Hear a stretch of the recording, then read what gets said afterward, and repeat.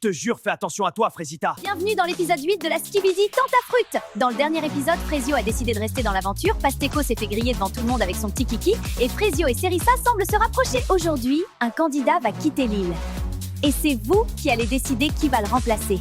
Croyez-moi, cet épisode va tout changer. Frésio, faut qu'on parle. Je vous ai vu hier soir avec Cerisa, toi et elle, sur la plage. Il y a Myrtio qui graille son seum depuis ce matin. What? Mais on s'est pas chopé du tout. Qu'est-ce que tu racontes, brother? Bah, mon ref, t'étais bien proche d'elle quand même. Je pensais que t'allais la choper. Bah, je sais pas, elle avait une fourmi sur elle. Je l'ai enlevée, c'est tout. Franchement, Frésio, il a changé. Il sourit plus, et il rigole plus. Il enlève les fourmis qui sont sur les meufs. Je vous jure, j'ai du mal à suivre.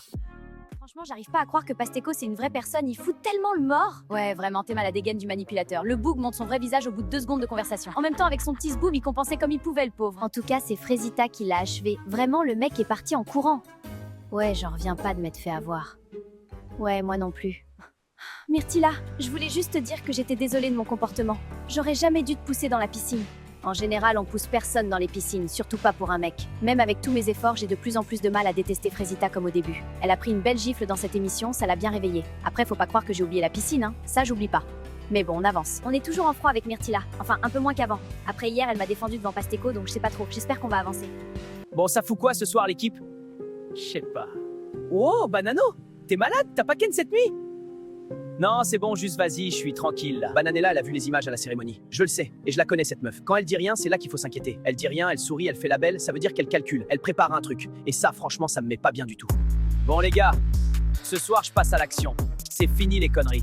Je vais aller voir Cerisa, je vais lui parler en mode gentil, tout, et après je vais la défourailler. Hein? Tu parles de Cerisa là? Bah ouais, Cerisa. Pourquoi, y a un problème, gars? Bah frère, à quel moment tu te dis c'est ok de parler d'elle comme ça? Oula, t'arrives quoi toi? Depuis quand t'as du caractère? Gros, déjà tu mets une ambiance de merde dans la villa depuis 2 jours. Là maintenant tu vas venir nous faire des discours sur comment traiter les meufs? Parce que je crois que t'es mal placé pour donner des conseils vu comment ta meuf c'est une tapin. T'es sérieux là? Gros, t'es le mec le plus gênant de l'île. T'as les crocs, mais personne te veut. Tu vis à travers Banano, c'est tellement triste. Mais vas-y, dis-moi quand t'iras voir Cerisa ce soir. Je suis bien chaud de te voir te faire recaler pour la 3e fois. Tu fais la fière, hein?